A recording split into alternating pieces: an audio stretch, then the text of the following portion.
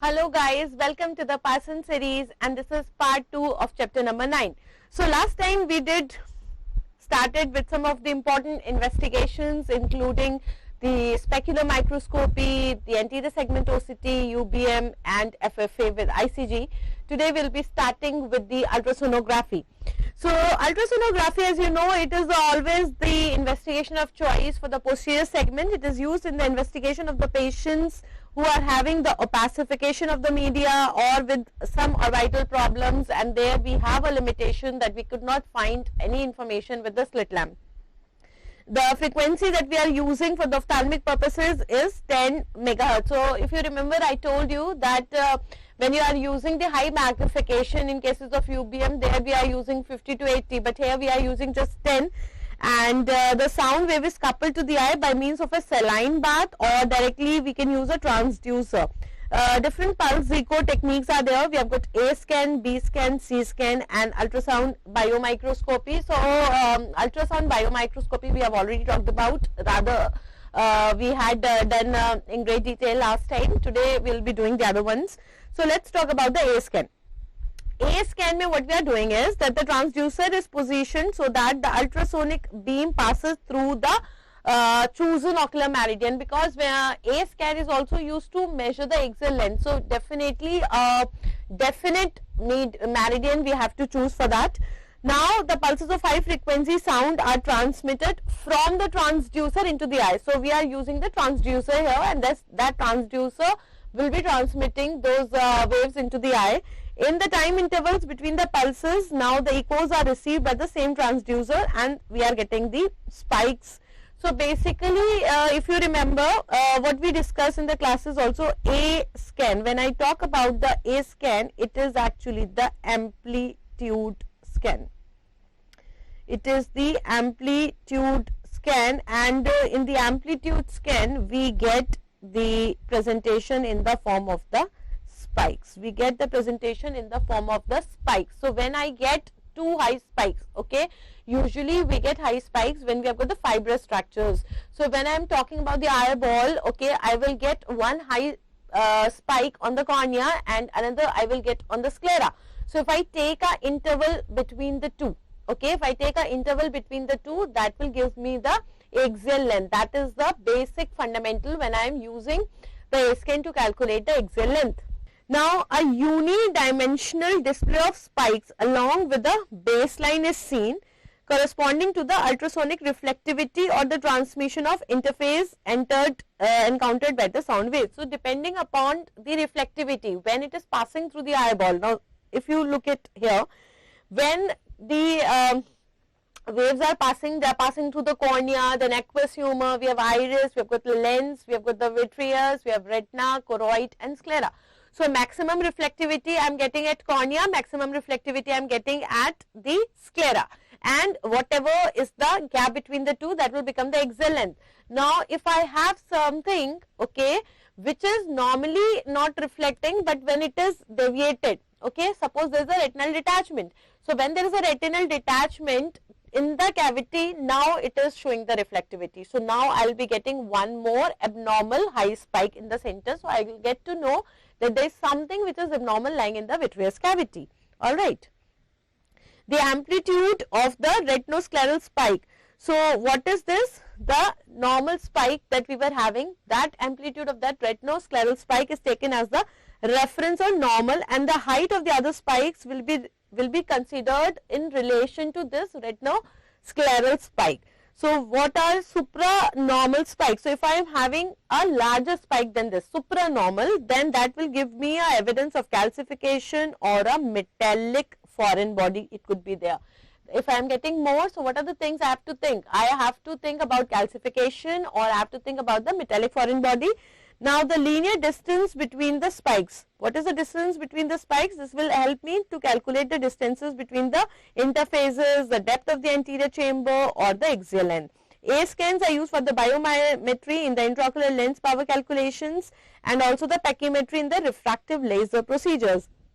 So practically where I am requiring this, I require the axial length in the calculation of the SRK formula. So I am using for the biometry Nowadays we also have those kind of biometers which have got the inbuilt A scans.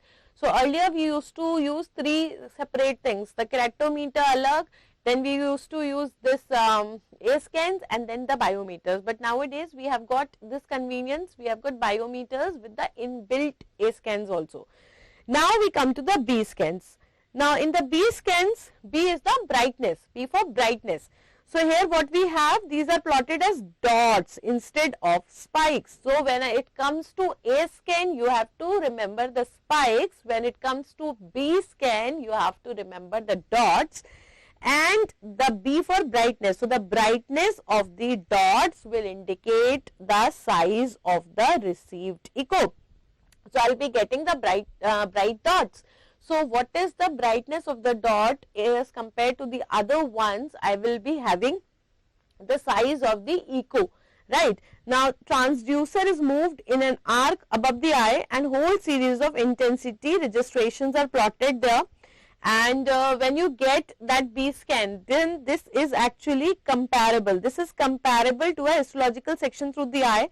Now, if you are moving the transducer in a manner shown in the figure 9.7, they are saying that suppose I am moving the transducer in such way, okay, then what is going to take place? Then a linear B scan is produced.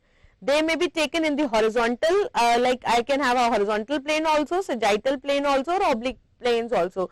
So when the patient is lying in front of me, it depends upon me that whether I am using the transducer like this, okay, or I am using it like this, or I can use it obliquely also. You have to just hold it in a pan holding manner and we have to move it, okay.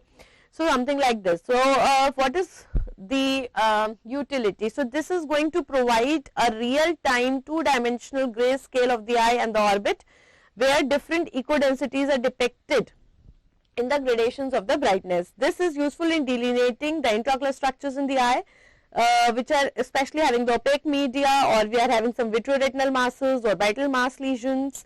And then we have got this dynamic ultrasound also. This helps in the differentiation of detachments of the retina from those of the vitreous. It also helps in the identification of the vascular abnormalities. So by far, B scan is a very, very, good investigation, very versatile, and a lot of information you can say you are able to find out with the help of B scan. And only when you have a lot of doubt even on B scan. Sometimes we have a doubt that whether it's a retinal detachment or choroidal detachment, or it's peripheral vitreous detachment, then we can go for the other things, but most of the time it is sufficient. Now let us try to read the ultrasounds which are given here. The first ultrasound they are saying is a rhegmatogenous retinal detachment and a proliferative vitreoretinopathy. Well, in the second one, we have got the microophthalmos with the orbital cyst, because we can see a cystic space in the muscle cone. So, can you see this? We have got the typical rhegmatogenous retinal detachment. This is your rhegmatogenous retinal detachment, and you can see the typical funnel shape RD. This is your funnel shape RD is there, okay. So, first of all, you should know that this is a B scan, and what are the things that you are able to see here. This shadow is your optic nerve shadow. Due to the optic nerve, the rays are not able to pass here, and you can see this eyeball here, and this is your RCS complex, this thickened one where the retina is detached here. On the other hand, if you see the second one, can you see the size of the eyeball is much smaller? So this is your microophthalmos is there, right? And along with the microophthalmos, there is one more thing. You can see a cystic space here. You can also see a cystic space. So we are thinking about something which can cause the cyst. It could be a toxoplasmosis. It could be a neurocysticercosis. So wherever we can have a cyst, we are thinking of that also, right? So what we are doing when we have got this cystic space, suppose we are thinking about the cystoid space seen on the B scan within the muscle cone, which is interpreted as a completely separated coloboma, right? So you have probably you can go for the other investigations in order to make sure that which kind of a axis it is, right? So what we can do, we can do the computerized axial tomography, or we can also do the magnetic resonance imaging in order to complement or supplement our ultrasound. Then next is your posterior segment optical coherence tomography. So last time we had done the anterior segment OCT. Today we are doing the posterior segment OCT. See, OCT is basically an investigation that we are using for the posterior segment. So if I am not saying whether it is anterior segment or whether it is posterior segment, if I am using a term only OCT, that means I am talking about the posterior segment OCT only. Okay, don't get confused. So this OCT actually is using the optical backscattering of the light in order to image the various tissues of the eye. So we can see the retina, I can see the optic nerve head, I can see the anterior segment with a resolution of even 7 microns. So this has a very good option because it is giving you what you call as tomography, the contour. Each and every layer of the retina could be seen, the cross-sectional 3-dimensional view, and individual tissues can be identified. You can see the thickness also, you can see the abnormalities. If you look at the retina, what are the things we can see? So what are the things that you can diagnose on OCT? You already know because you know the OCT pictures there. So you can diagnose the macular edema, the diabetic macular edema. You can also see what? The CSR. You can also see the CSR, ARMD, all the macular related things, retina related things you can easily diagnose. So when we have got what you called as macular edema, traction, subretinal fluid is there, or we have got the pigment epithelial abnormality, I want to start the treatment or I want to monitor because CSR is usually self-limiting and I want to see whether fluid is decreasing or not. So for all these things I can use the OCT. So see, this is your OCT. Here you can see this epiretinal membrane also. This is your epiretinal membrane, and then you can see these spaces in the macular area. So we have got the macular edema. Now if you look here, this is the OCT of a patient who is having the dry RMD. So can you see, we have got the, can you see this area, is it visible? So these are actually the drusens, and if you remember I told you that drusens means the dry RMD. Drusens are the eosinophilic deposits which are present between the basal lamina of the choroid, that is your Bruch's membrane, and the outer layer of the retina. So if you have got the eosinophilic deposits in between that, these are called as the drusens. So if I do the OCT of this patient, what I am going to get? So if you do the OCT, we can also see the drusenoid changes at the level of the retinal pigment epithelium. Can you see the thickening in this area? Sorry, thickening in this area you can see here also. Then you can see in this area also. So whenever I am having the thickening at the level of retinal pigment epithelium, we can think about the drusens, and when we talk about the drusens, we will be thinking about the dry RMD. Now coming to the electrophysiological tests. All the tests previously described requires the patient's subjective expression of visual function, but sometimes we do require purely objective investigation also, so which is totally independent of the patient's psyche. So that could be obtained by the electrophysiological techniques. We have got certain techniques available which are purely objective, totally independent, and you can objectively record the visual functions. So one amongst them is your electroretinography, that is your ERG.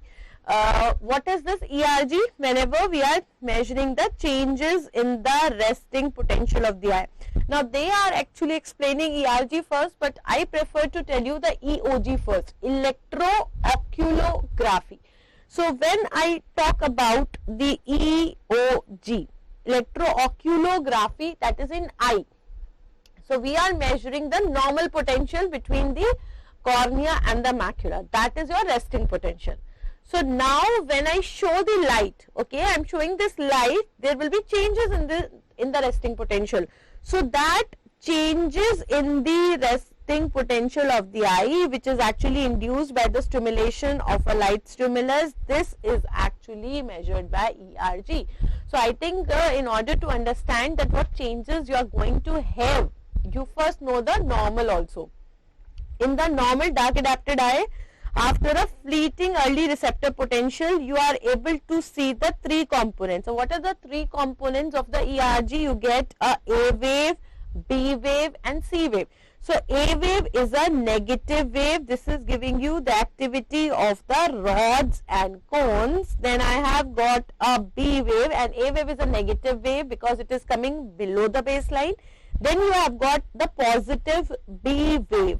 So this is actually arising from the inner layer. So this is requiring the more strong potential, okay, and they have not given you the exact cells, okay, they have just said inner retinal cells, but actually this is coming from the Mueller cells, okay, this is coming from the Mueller cells, and it shows the activity, it shows the activity of the bipolar cells, it is showing the activity of the bipolar cells, right. Then we come to the C. So this C wave is not related to the visual process, but this is related to the metabolism, and metabolism is related to which layer? The pigment epithelium. So this is related to RPE. So it looks something like this. Can you see? Very, very typical. A wave is your negative wave, this is positive, and this is also positive, and this is how the RPE looks like, okay. Now clinically, the simplest technique investigations, okay, the simplest technique which is able to calculate the changes in the dark adapted eye in a minute. A wave is followed by the positive V wave. So just in few minutes you are able to get the integrity of the total, you know, visual functions of the eye without needing the psyche of the patient, without depending upon the subjective variations. A purely objective method, which can even be used in the cases of children who are less than 1 year of age, and you do not expect any kind of cooperation from the babies there. So there also we can do it. These are the different kind of waves that you can expect in ERG. This one is your normal, then we have got extinguished one, then we have got subnormal, supranormal, it can be negative, okay. So we have got the different kind of ERG waves that you can see. Now this is actually measured in the dark adaptation with the active electrode incorporated. So there we obviously we require the electrodes, and these electrodes are incorporated in the contact lens, and we always require the reference also. So reference electrodes are usually given at the forehead. These are attached to the forehead so that a monopolar recording is obtained of the electrical potential. The response is extinguished. So what is extinguished? Extinguished means when there is a complete failure in the function of the rods and cones. So if there is a complete failure, I will not get any response. So that will be called as totally extinguished. It happens when I have got the pigment retinal dystrophy, or there is a complete occlusion of the retinal artery, complete old retinal detachment, or advanced cirrhosis. So I think this is again important. What are the causes of extinguished ERG? So I can get when I have got complete failure of the rods and cones. So this can happen in the complete pigmentary dystrophy, complete detachment, complete obstruction, occlusion of the retinal artery, or the advanced cirrhosis. Then when I am getting this subnormal, it is subnormal in those conditions in which a large area is not functioning, and then I have got negative. Negative means when I have a gross disturbance of the retinal circulation. So what are the areas when I am getting the extinguished one, when I am getting subnormal, normal, and the supranormal as well as the negative. Now ERG measures a global response and essentially gives you an indication of the activity of entire retina, because I know about rods and cones, I know about the Mueller cells, I know about the bipolar cells, and I also know about the retinal pigment epithelium. So in a way it is telling you about whole of it. The rod response is selectively tested. If I talk about only the rod response, then this can be tested in the dark adapted state with the blue light stimulus. Suppose, you know, I am interested just in rods. So what I can do, I can selectively take that in the dark adapted state, that will be called as the scotopic ERG. Similarly, if I am interested only in rods, then what I can do, if I am interested only in cones, if I am interested only in the cones, then I can test it with a bright light, that is called as the photopic ERG. So what is photopic ERG and what is photopic ERG? That is very, very clear. With a flickering light stimulus of more than 20, which is brighter than the critical fusion frequency of rods. So if I am interested only in cones, I will use the light more than 20 hertz. So that will be beyond the range of rods, and I will be checking only the cones. So in this way, I can just do the photopic ERG, or just I can do the scotopic ERG also. Pattern ERG. Then there is something which is called as the pattern ERG. What is this pattern ERG? It is using the different patterns and contrast on a computer screen, so that I can find out the dysfunctional areas on the retina. Multifocal ERG provides a detailed evaluation. So one is your pattern ERG. Pattern ERG is giving you different areas which are non-functional or dysfunctional. While we have got the multifocal ERG, this is providing a detailed evaluation of the central retina, as in the Stargardt disease or the chloroquine toxicity.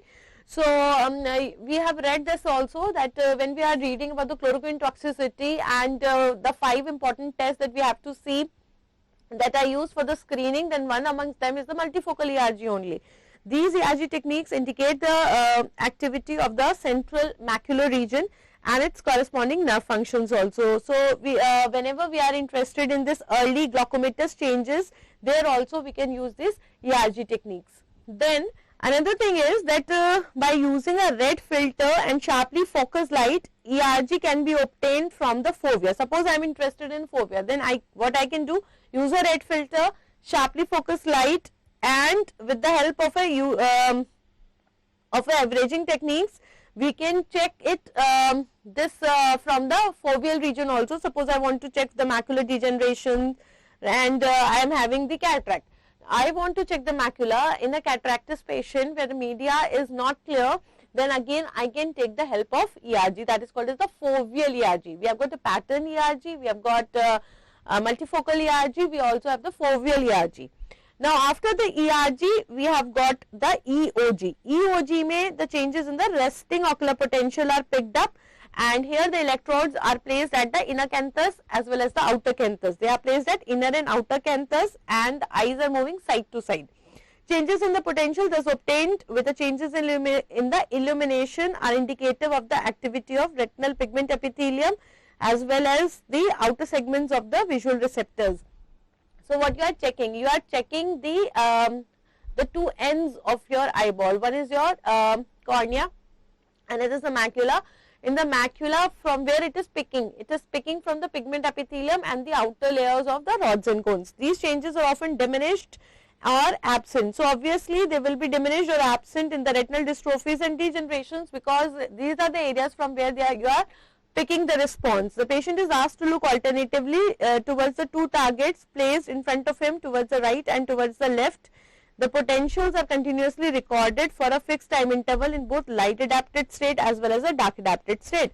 So one of the electrode is placed at the outer canthus, so another is the inner canthus, and patient will be moving his eyes from side to side, and the forehead will be containing here the reference electrodes. So patient will be seeing side to side. So once here, once there. So what you are doing, one electrode becomes positively charged and one electrode becomes negatively charged, and you measure the potential between the two. So one you can do it in the light adapted state also, one we can do in the dark adapted state also. And what is the difference? So if I take the ratio between the two, so if I take a ratio between the two, one in a light adapted state, one in a dark adapted state, the ratio will be called as the Ardern's index. So this is again very, very important. What is Ardern index and where it is taken, what are the values? So this whole of the table is important. Value more than 185 is normal, below 150 is subnormal, 150 to 185 will be a borderline, and less than 125 is flat, right? So this technique is of value in diagnosing objectively the early stages of the retinal diseases that is affecting the retinal pigment epithelium. And these electrodes and the apparatus used for EOG can also be used to measure the changes in the potential produced by the electroocular movements and record the pattern of eye movements in nystagmus that is your electronystagmography. Now because what they are saying that in EOG the electrodes are kept at outer inner canthus and it is dependent upon the side to side movements. So one more use that we can use, we can also use to monitor the ocular movements, and we can also record the ocular movements in cases of the electronystagmography also. Now the third component of your electrophysiological test is your visual evoked potential. The development of the electronic averager has made it possible to detect the specific alterations in the EEG caused by the sensory stimuli.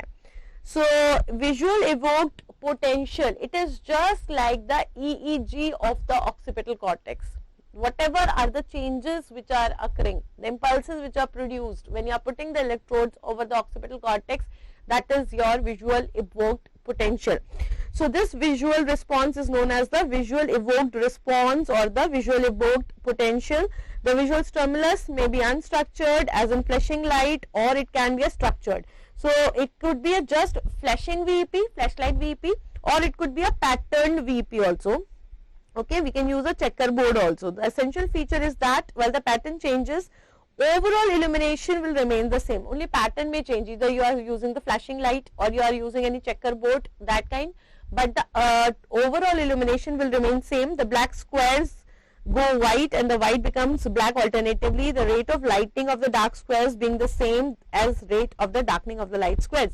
So this is again very, very critical. We can use the different patterns, but the ultimate illumination, the amount of illumination will remain same. If they are darkening by this speed, then they are all others have to lighten also by the same speed. Now let us see what is the broad difference between the flash VP and the pattern VP. So first is your flash VP. This is the crudest one. It merely indicates that the light has been perceived. So it is just the perception of light. Now in cases of small children, where I cannot ask the perception of light, there I can take the help of this flash VP. Then other thing is, if the retina is so much affected that the visual acuity is very, very less and the patient is not able to read anything, you can find out whether the patient is able to perceive the light or not. Patient suppose is not speaking, then also you could find out. Patient may be in coma and you need to visualize this, how much is the stimulus on the retina perceived. So you can again take the help of this flash VP. It is a fovea dominated global response. Relatively it is unaffected by the opacities. It is therefore useful test to grossly assess the integrity of the macula or the optic nerve. So flash VP is actually used for the integrity of the macula and the optic nerve, whether they are working fine or not. It is especially useful when only one eye is involved in a disease process. So suppose only one eye is involved and I want to get out with the integrity of macula and optic nerve, I can easily do this. Then the second one is your pattern reversal VP. This is your fovea specific response because it depends upon the form sense, and this gives a rough estimate of visual acuity. So rough estimate of perception of light is given by the flash VP, while the rough estimate of the visual acuity is given by the pattern VP. The timing of the onset of the response is more reliable and generally more useful parameter than the amplitude. Now if they ask you which is more important, the timing is more important. So yes, timing is more reliable in comparison to the amplitude. Amplitude is generally recorded as positive or negative. Okay, it has been shown that there is a delay in the transmission time in the retrobulbar neuritis that persists even after the vision returns to the normal. So a very important thing is that the time is more important. What they are saying, that it has been seen in retrobulbar neuritis that even when vision is returning to the normal, still there is some delay in the transmission time. So obviously the monitoring of this becomes important. Delay is therefore an important sign in the diagnosis of the past attack of retrobulbar neuritis. Suppose I want to confirm whether it was retrobulbar neuritis or not. So even when the visual acuity has come up to the normal, I will not get the normalcy in the this transmission time. So the standard and the pattern ERG or VPs use fairly large stimuli. So what kind of stimulus they are using? They are using very large stimulus to stimulate the large retinal areas, and therefore focal changes cannot be detected. But when it comes to the focal changes, I will not rely on them because I am using a very large stimulus here. But for that, what we are using the multifocal ERG or VP. So they are using for the focal areas. So again, directly they can ask you that if I want a localized test, then what will you prefer? Will you prefer the ERG-VEP or you use the multifocal? At that time, I will be preferring the multifocal, especially to record the perimetry in about 25 degree of the field. Suppose I want to concentrate on the central 25 degree, then I will go with the multifocal ERG. There is a simultaneous recording of multiple responses, which is stimulated by ultra short sequences, 250 to 500 stimulations. There is a pseudo random change of the pattern, which is independent by the use of maximum length sequences. Different frame patterns can be used to highlight the signals from the rods, cones or ganglionic cells. Suppose I want to give a highlight over the rods, or if I want to give a highlight over the cones, any kind of a cells, then we can use the different frame patterns. These tests can be objectively diagnosing the ganglionic cell disorders. We have glaucoma, anti-ischemic optic neuropathy, and individual signals from rods and cones can also be extracted. So there are, multiple permutation combinations which are possible of extracting the information from the different layers of the retina, different types of the cells, and therefore a whole lot of information can be obtained regarding the visual function without depending upon the subjective information from the patient. Then finally we come to the MRI, magnetic resonance imaging. This is actually used for the soft tissue delineation in the orbit as well as central nervous system. AV malformations are very well described. You must have seen, we have talked about the orbital malformations, we have got varix, we have got keratico-cavernous fistula. So if you are suspecting all those kind of things, we are depending upon the MRI. The orbital surface coil is ideal for the orbital studies, and head coil is if pathological conditions of the central nervous system are suspected.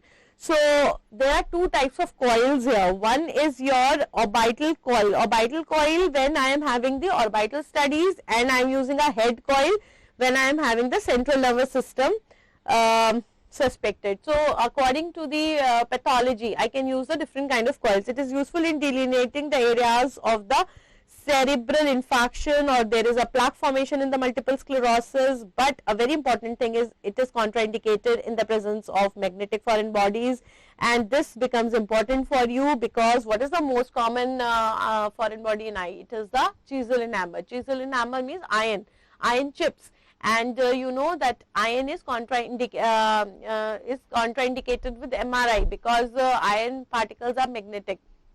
So that is why if you are suspecting the iron foreign body, MRI will be contraindicated, and in that scenario your investigation of choice will become the CT scan. So with this we have come up to the summary. We started with the specular microscopy. We did talked about the corneal endothelium. The density was 2800 cells per millimeter square. We talked about its normal shape, which was hexagonal. Its normal density, we can have pleomorphism, we can have polymagnetism, then we talked about anterior segmentosity, UBM, and then we also talked about the fluorescein angiography, indocyanine green angiography, then the confocal microscopy, and then we did talked about the electrophysiological test also. So I hope you have thoroughly enjoyed this topic, and this is a topic which is very, very clinical, and that is why I have taken it before your exams, so that you have the clear cut idea of all the investigations. You can quickly revise all the investigations in just half an hour before going to your ward leave, vivas and examinations, because obviously we are expecting questions from this clinical investigations part, especially in this scenario where more and more clinical questions are being asked. So I hope you will definitely get benefit from this. Thank you.